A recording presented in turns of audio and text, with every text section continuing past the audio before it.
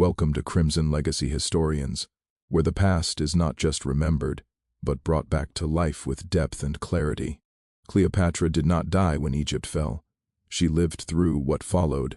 In August of 30 BC, Roman troops entered the royal palace in Alexandria. They did not arrive to execute her. They came to secure her, not as a queen, but as an asset. The doors were shut. Guards took their positions at every entrance. Messengers were filtered. Personal effects were listed and removed. The war was over. Her confinement had begun. What unfolded in those final weeks was not a dramatic tale of venom or serpents. It was something colder, a controlled process, methodical, deliberate, and designed to achieve something more final than death.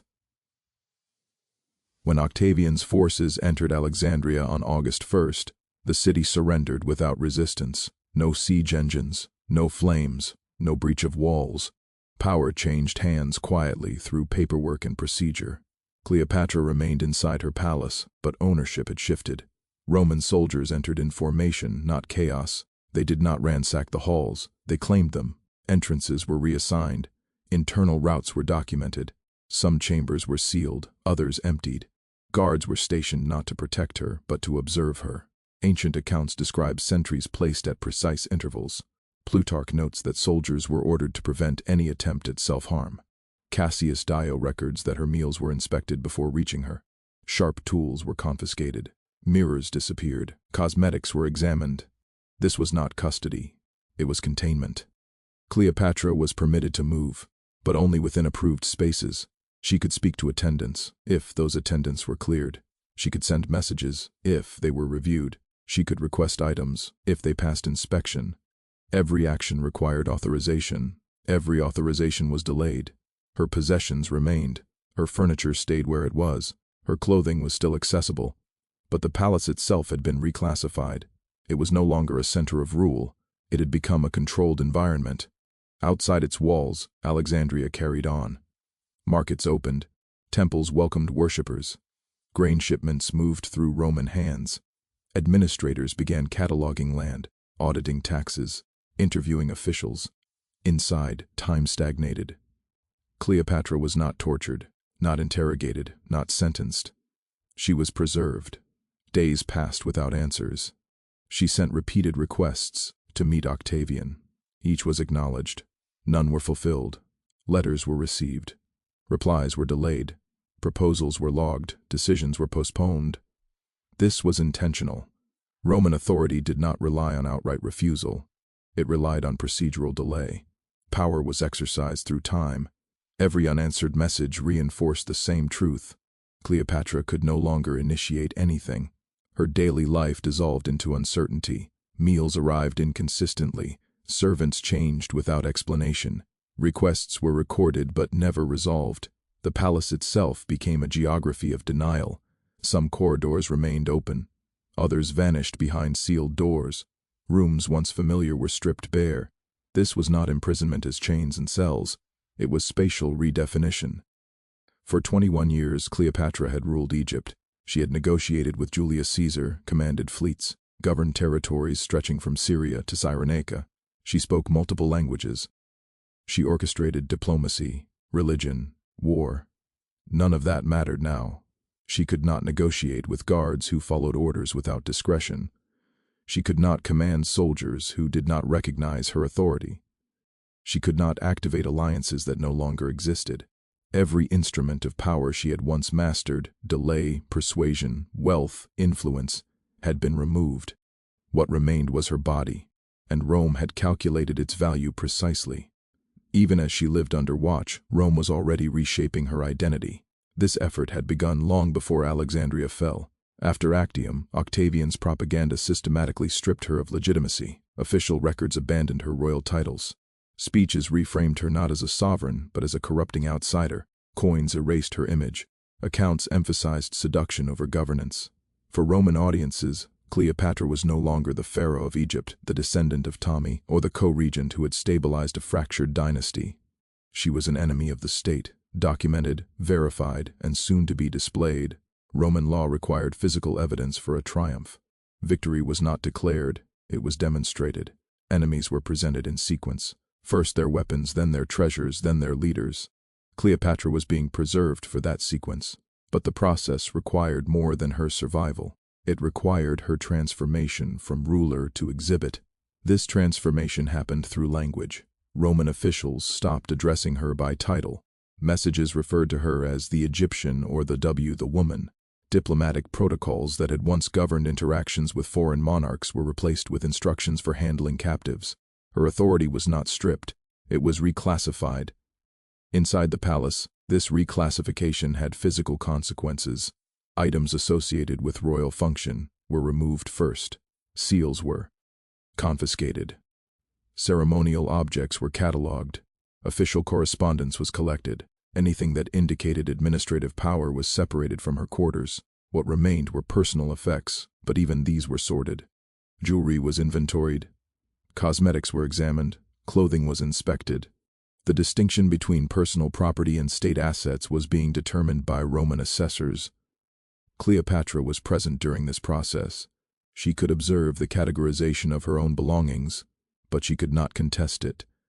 On August 3, 30 BC, 2 days after the occupation began, Cleopatra was granted an audience with Octavian. This was not a negotiation, it was an inspection.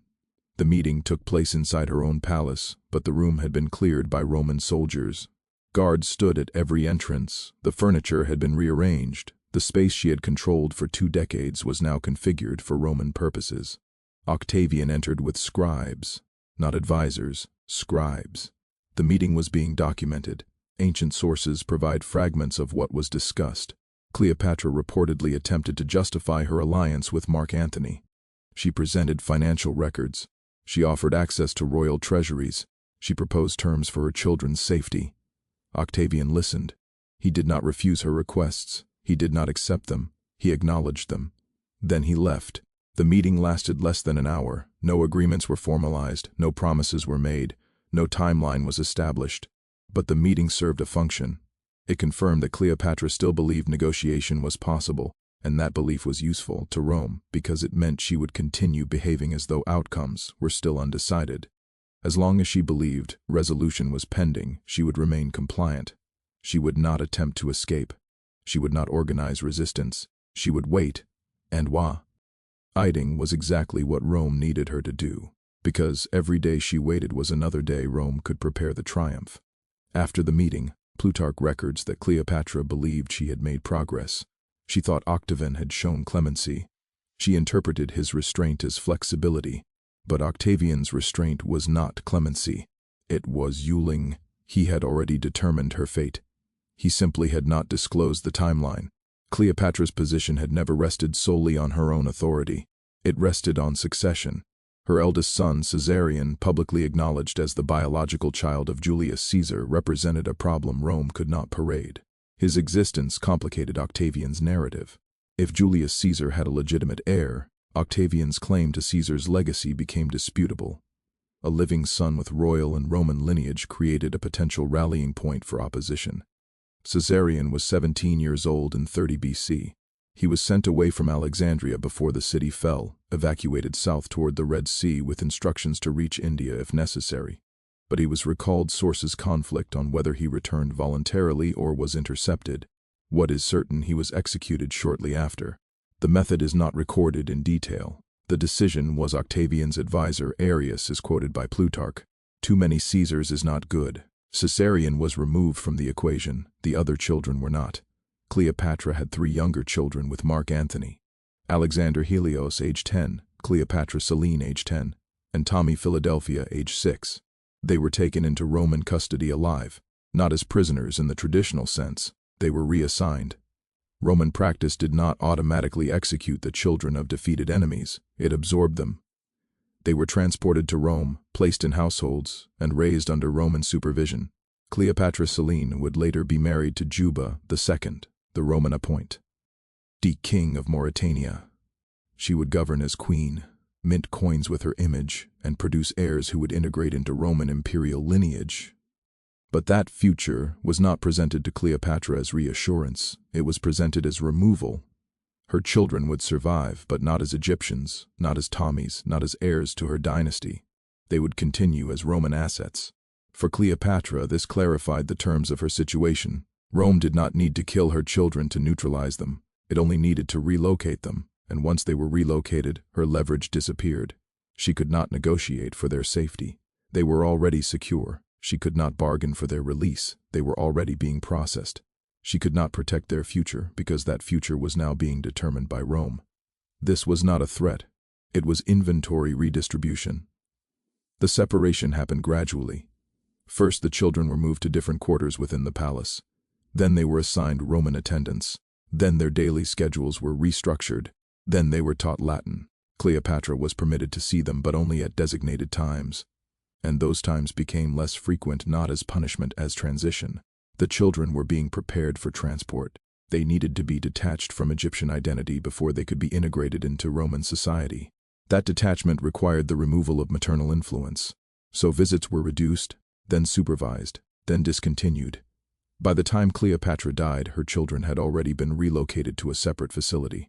They were not present when she died. They were already Roman property. Octavian's intention was clear from the moment Alexandria fell. Cleopatra would be brought to Rome alive, displayed, then archived. Roman triumphs followed strict procedural order. They were not celebrations. They were bureaucratic demonstrations. Conquest. Every element was catalogued. Every participant had a designated position. The sequence was rigid. Magistrates and Senate members, trumpeters, carts carrying spoils, visual representations of conquered territories, sacrificial animals, captive leaders in chains, the victorious general, and the army. Cleopatra would have walked in position 6, not immediately, not first, last among the captives, after lesser officials, after symbolic figures, after anyone who could be presented as subordinate to her. The delay between positions was intentional. It allowed crowds to process each element. It created anticipation. It extended the duration of humiliation. Roman triumphs could last hours. Cleopatra would have spent that entire time walking through the streets, restrained, visible, and helpless. The route was predetermined, from the Campus Martius, through the Circus Maximus, past the Forum, up to the Temple of Jupiter on the Capitoline Hill. Every step would have been witnessed. Every witness would have been Roman. But this sequence required preparation. Captives had to be transported from conquered territories to Rome, a journey that could take weeks by ship. They had to be held in secure locations near the city. They had to be kept alive, presentable, and unable to escape. For Cleopatra, this meant months of waiting, not in Alexandria, in transit, under guard, with no agency and no timeline. And here the Roman calculation became precise. If Cleopatra died before the triumph could still proceed, but it would lack its central figure. If she died during the triumph, the spectacle would be disrupted. If she died after the triumph, she would be archived as a completed transaction. Rome preferred the third option, but the second option was acceptable. Only the first option, death before display, would represent failure. That timeline created pressure. Day. Cleopatra remained alive and uncaptured, extended the risk that she would find a way to exit the process on her own terms. And Octavian knew she was calculating the same timeline, so he accelerated the preparation. Ships were commissioned, transport schedules were drafted, holding facilities in Rome were inspected. The triumph was tentatively scheduled for the following year, but Cleopatra was not informed of these preparations. She was kept in procedural uncertainty because uncertainty prevented planning, and without planning she could not organize resistance. She could only react, and by the time she understood what was happening, the opportunity to act would have already passed. That was the design. On August 10, 30 BC, approximately 10 days after the fall of Alexandria, Cleopatra died. The method remains debated. Ancient sources provide conflicting accounts. Plutarch describes an aspi hidden in a basket of figs. Dioecius suggests poison. Strabo notes that no snake was found. Some historians propose a hollow hairpin. Others suggest assistance from guards. The mechanism is uncertain. The context is not. Cleopatra died before she could be transported to Rome, and Rome's response to that death reveals what her captivity had actually been designed to achieve. When informed of her death, Octavian did not change the triumph schedule. He adjusted the presentation.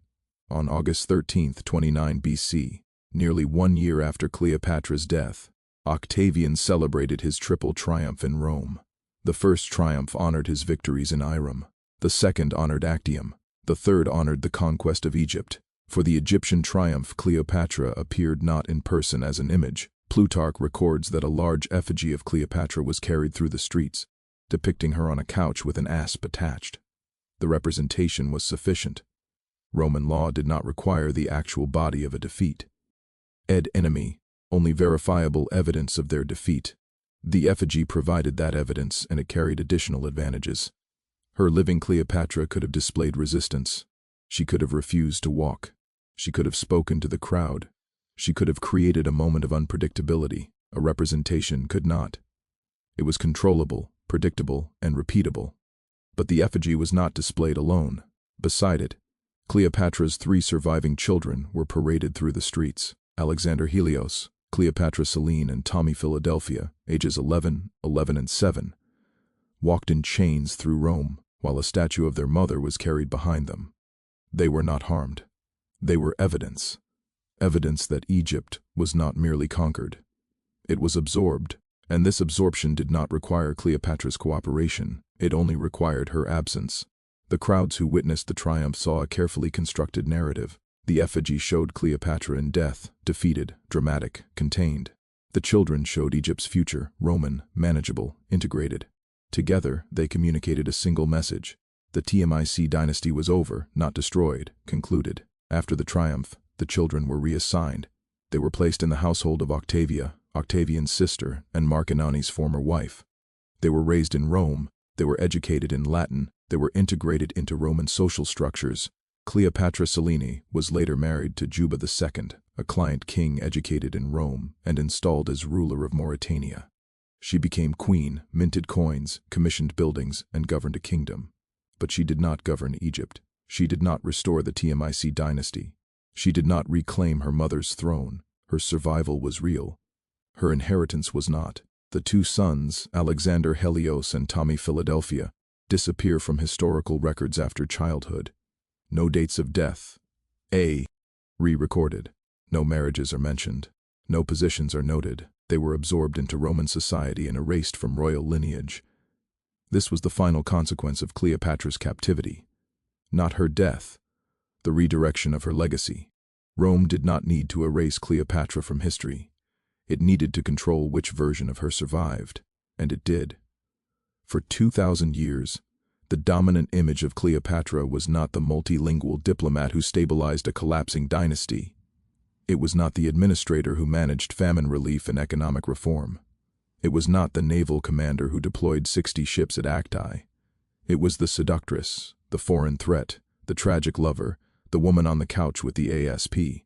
That version was constructed in Rome, displayed in Rome, and transmitted through Roman sources, and Cleopatra was not present to contest it.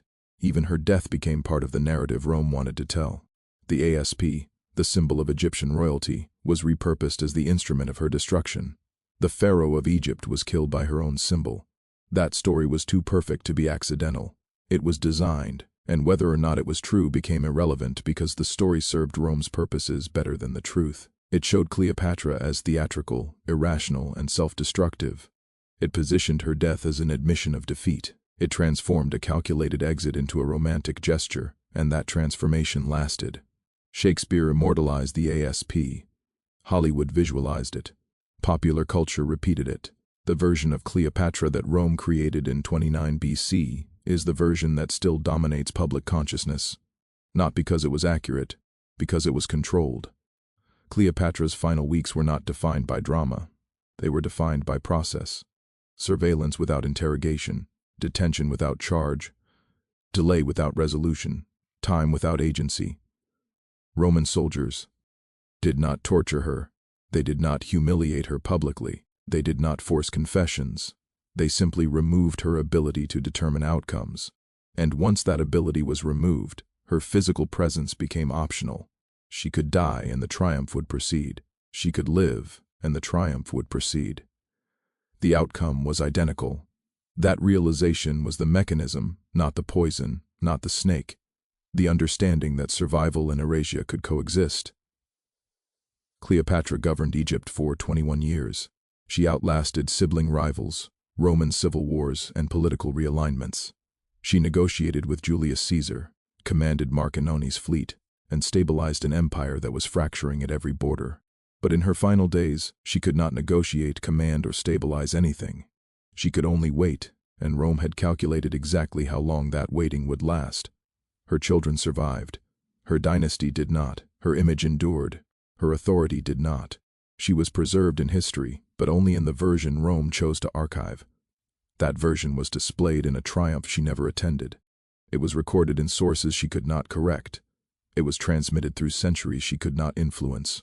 The woman who spoke 9 languages had no voice in how she was remembered.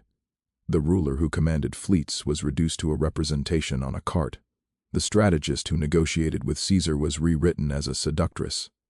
And all of this happened not through violence, but through substitution. Rome did not destroy Cleopatra. It replaced her with an image it could control, a narrative it could repeat, a legacy it could archive.